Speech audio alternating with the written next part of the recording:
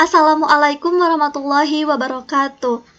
Sebelum memulai pelajaran hari ini, alangkah baiknya kita berdoa terlebih dahulu dengan mengucapkan Bismillahirrohmanirrohim. Baik, apa kabar hari ini semuanya anak-anak?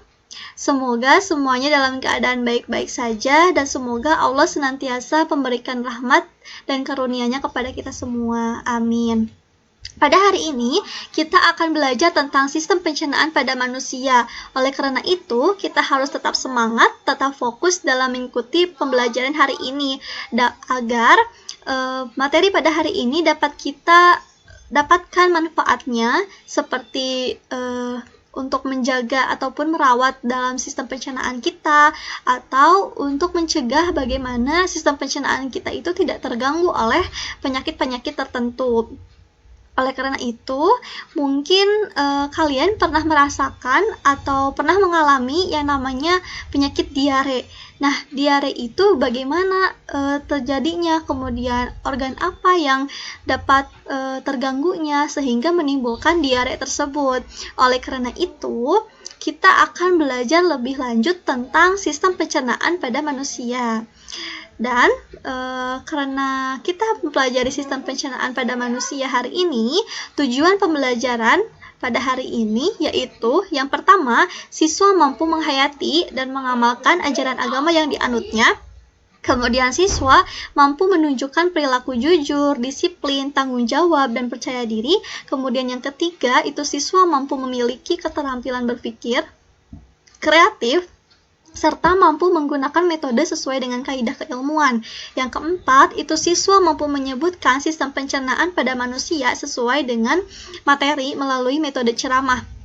Yang kelima, itu siswa mampu menjelaskan sistem pencernaan pada manusia sesuai dengan materi melalui metode ceramah. Yang keenam, itu siswa mampu menentukan gangguan sistem pencernaan pada manusia sesuai materi melalui model discovery learning.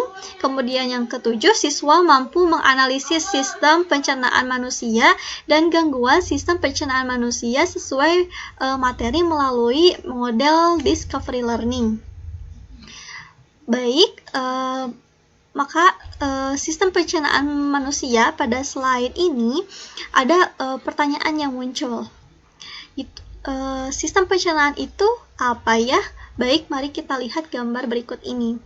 Nah, mungkin kalian sudah terlintas di dalam pikiran kalian bahwa gambar ini adalah gambar tentang sistem pencernaan pada manusia. Di dalam gambar ini ada beberapa organ yang berperan dalam sistem pencernaan manusia, dimulai dari mulut, kemudian kelenjar saliva, ada esofagus, kemudian ada lambung, hati, empedu, pankreas, kemudian usus halus, usus besar, rektum, dan anus. Oleh karena itu, sistem pencernaan adalah suatu sistem di mana untuk memproses makanan agar dirubah menjadi energi. Jadi ketika ada makanan, maka makanan itu akan masuk ke dalam mulut terlebih dahulu, kemudian memasuki lambung dan organ-organ yang lainnya hingga dia akan dikeluarkan menjadi feses. Baik, untuk slide berikutnya, di sini kita akan mulai dari organ yang pertama, yaitu organ mulut. Karena di organ mulut itu makanan akan pertama kali melewati mulut. Mari kita lihat gambarnya. Di dalam mulut itu akan terjadi proses pencernaan secara mekanik dan kimiawi. Nah, pencernaan secara mekaniknya itu akan dilakukan oleh gigi, dan pencernaan secara kimiawi itu akan dilakukan oleh enzim amilase atau enzim petialin yang ada di dalam air ludah, sehingga akan mengubah amilo menjadi maltosa. Di sini ada beberapa organ yang menyusun dari mulut itu. Yang pertama ada bibir. Nah, fungsinya bibir ini untuk menerima makanan.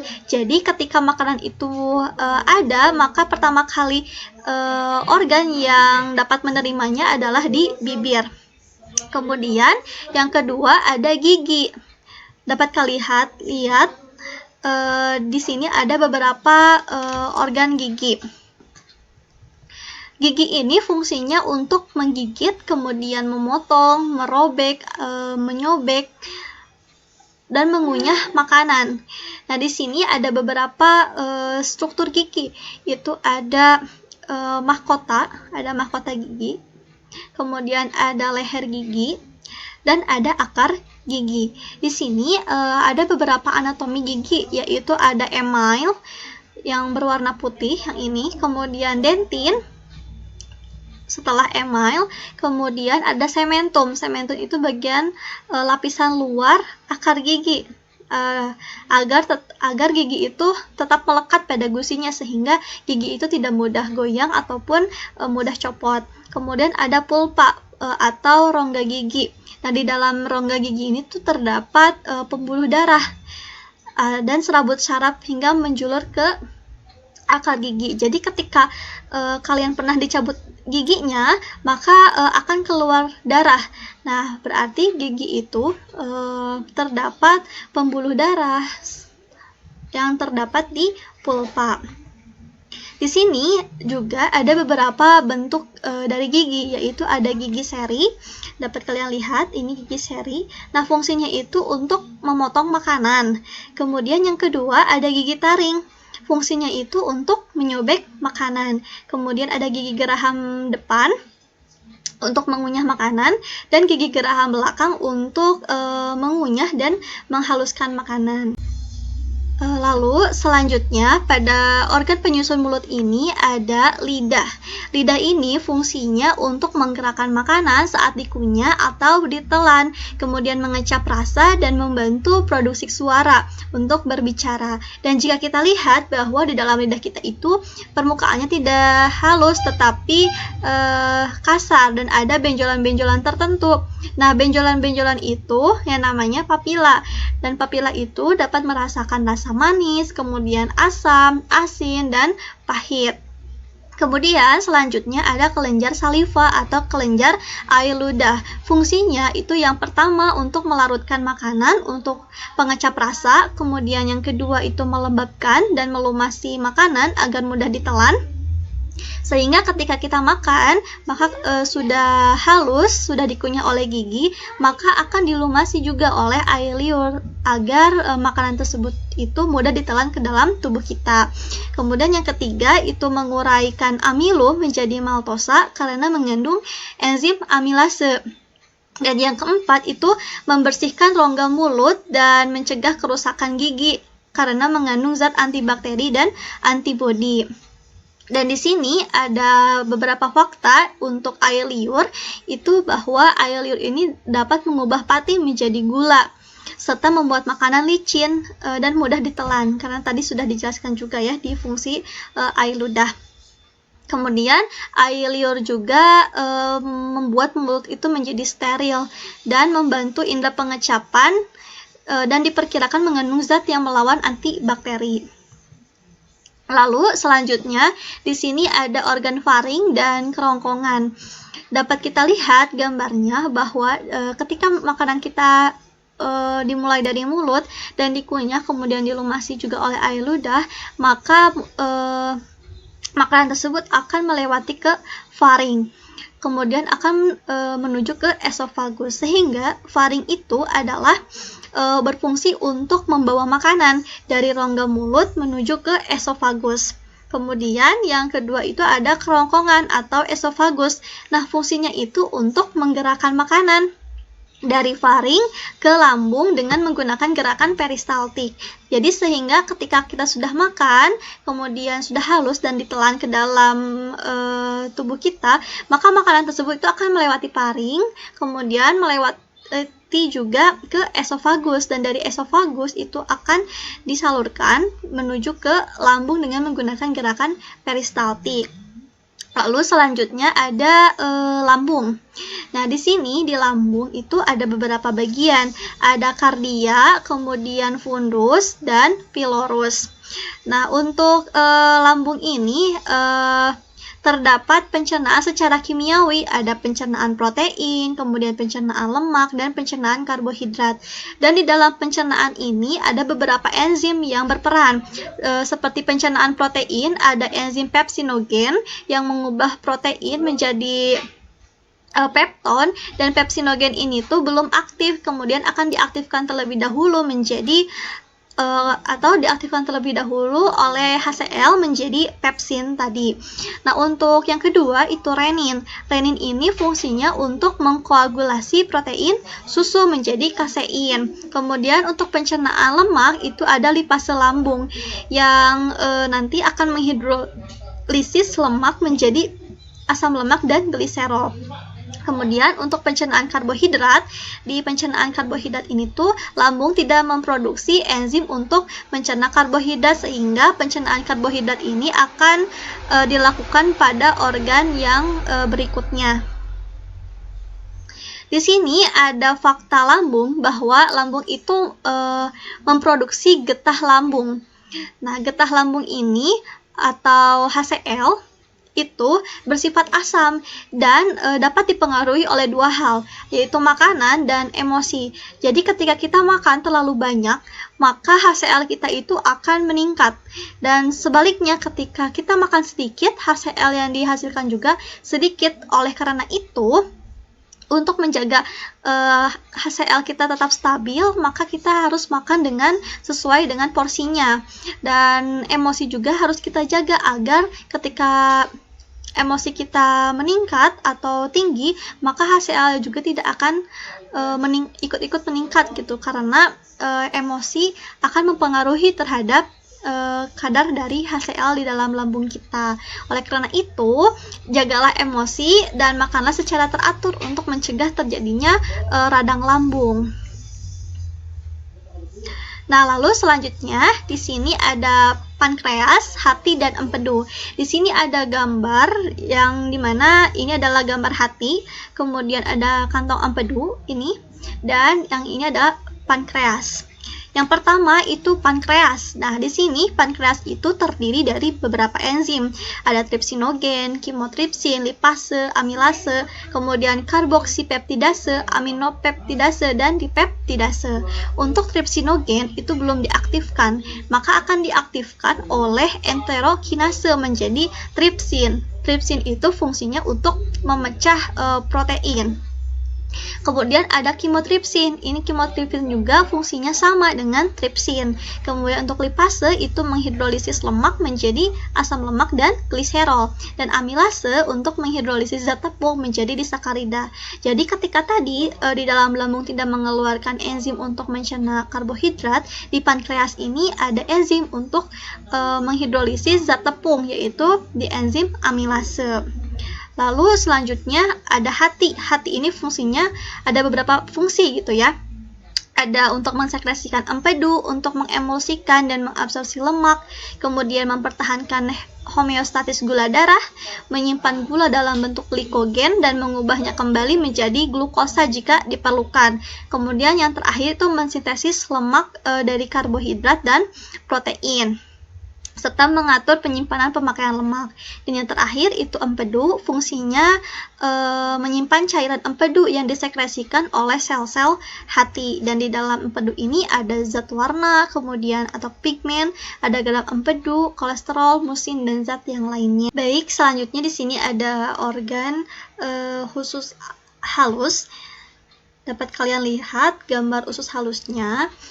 Di sini ada beberapa bagian, ada 3 bagian dalam usus halus. Itu ada duodenum atau usus 12 jari, kemudian ada jejunum, usus kosong, dan ada ileum atau usus penyerapan. Nah, untuk struktur usus halus ini, di dalam usus halus itu memiliki jonjot usus. Nah, jonjot usus ini fungsinya untuk memperluas permukaan penyerapan, sehingga makanan itu dapat diserap atau dapat terserap sempurna. Dan usus ini juga berfungsi untuk mencerna makanan secara kimiawi dengan enzim-enzim yang berasal dari kelenjar usus. Di sini ada beberapa enzim yang berkaitan di dalam usus halus atau pencernaan kimiawi di dalam usus halus. Di sini ada beberapa zat makanan, yaitu ada karbohidrat, kemudian ada protein, ada lemak, dan di mana masing-masing jenis makanan ini memiliki enzimnya masing-masing. Untuk karbohidrat ada enzim amilase, maltase, sukrase, dan laktase. Setiap enzim ini memiliki peranannya masing-masing. Untuk amilase itu mengubah zat tepung menjadi disakarida dan maltose, kemudian untuk maltase mengubah maltosa menjadi glukosa, untuk sukrase itu mengubah sukrosa menjadi glukosa dan fruktosa, dan untuk laktase itu mengubah laktosa menjadi glukosa dan fruktosa. Kemudian untuk protein ada tripsin mengubah protein dan peptida menjadi peptida yang lebih kecil. Kemudian ada kimotripsin, protein dan peptida yang diubah menjadi peptida yang lebih kecil juga. Kemudian untuk erepsin yang terdapat di usus halus mengubah peptod menjadi asam amino. Kemudian untuk lemak juga ada lipase pankreas yang terdapat di pankreas yang mengubah trigliserida menjadi monogliserida dan asam lemak. Kemudian untuk lipase usus itu di usus halus dan fungsinya untuk mengubah monogliserida menjadi asam lemak dan gliserol. Lalu selanjutnya organ yang terakhir itu ada usus besar. Nah, dapat kalian lihat gambar di usus besar ini. Di sini ada beberapa bagian juga, yaitu ada sekum, kemudian ada kolon, dan ada rektum yang dekat anus. Usus besar ini tidak sama dengan usus halus. Jika usus halus memiliki jonjot usus, tetapi untuk usus besar ini dia tidak memiliki jonjot usus, tetapi memiliki daya regang yang cukup besar. Nah, untuk sekum sendiri itu kantong tertutup dan memiliki appendix atau umbai cacing. Kemudian untuk kolon ini, kemudian ada di dalam kolon ini ada terbagi-bagi lagi menjadi beberapa bagian. Ada kolom ascendant atau menanjak, kemudian ada kolon transversum melintang yang di atas, kemudian ada kolon descendant atau kolon menurun. Kemudian yang terakhir itu ada rektum dan anus. Di sini fungsi usus besar itu yang pertama untuk mengabsorpsi 80-90 air dan elektrolit dari kimus yang tersisa sehingga kimus itu menjadi semi padat. Kemudian yang kedua itu memproduksi mukus atau lendir yang tidak mengandung enzim. Kemudian yang ketiga itu sebagai tempatnya bakteri dan mampu mencerna sedikit selulosa dan memproduksi sedikit kalori. Kemudian mengeluarkan zat sisa berupa feses. Nah, untuk warna dari feses ini berasal dari pigmen empedu dan baunya itu berasal dari kerjanya bakteri. Lalu selanjutnya di sini ada gangguan untuk sistem pencernaan. Nah, beberapa gangguan yang pertama itu ada sariawan. Nah, sariawan ini biasanya ditemukan di sekitar daerah mulut. Nah, untuk sariawan ini bentuknya itu seperti atau berbentuk bercak, berwarna putih kekuningan dengan permukaannya itu agak cekung. Kalau misalkan dipegang itu terasa sakit. Nah, untuk sariawan ini disebabkan oleh luka tergigit, bisa disebabkan oleh luka tergigit, kemudian bisa juga karena kita kurang mengkonsumsi vitamin C, kemudian kebersihan mulut tidak terjaga, kelainan pencernaan, atau tubuh kita yang tidak fit. Lalu yang kedua itu ada konstipasi atau sembelit. Nah, di sini untuk penyakit konstipasi adanya pengerasan tinja yang berlebihan sehingga sulit untuk buang air besar. Nah, hal ini tuh bisa disebabkan karena kita kurang memakan makanan yang mengandung serat. Jadi kurang makan sayur ataupun buah, atau defekasi yang ditunda terlalu lama, jadi sehingga sulit untuk buang air besar. Kemudian yang ketiga itu ada gastritis atau radang lambung. Nah, radang lambung ini bisa disebabkan oleh asam lambung yang berlebihan, kemudian makan tidak teratur, stres, ataupun suka minum minuman alkohol. Kemudian yang keempat itu ada diare. Diare ini disebabkan oleh mikroorganisme mikroorganisme bisa, kemudian alergi, kelebihan vitamin C, atau mengkonsumsi buah-buahan tertentu gitu secara banyak. Dan diare ini dapat terlihat ketika kita buang air besar, maka akan berubah menjadi lembek atau encer, dan biasanya waktu untuk buang airnya juga relatif cepat. Kemudian yang keempat itu ada karies gigi. Karies gigi ini merupakan infeksi yang merusak struktur gigi. Jadi gigi itu berlubang dan disebabkan itu oleh bakteri penghasil asam. Alhamdulillahirrahmanirrahim, mungkin itu yang dapat Ibu jelaskan pada materi sistem pencernaan. Mohon maaf bila ada penjelasan yang kurang dari Ibu. Kalian bisa mencarinya terlebih dari sumber-sumber yang lain yang menunjang tentang materi hari ini, dan mohon maaf bila ada kata-kata yang salah dalam penjelasan Ibu. Ibu tutup pembelajaran hari ini dengan berdoa.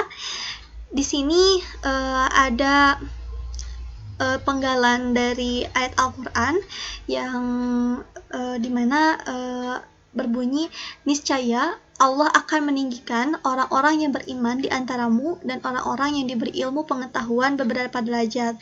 Semoga kita dikaruniai oleh Allah ilmu pengetahuan pada hari ini, dan semoga Allah mengangkat derajat kita menjadi lebih tinggi. Amin.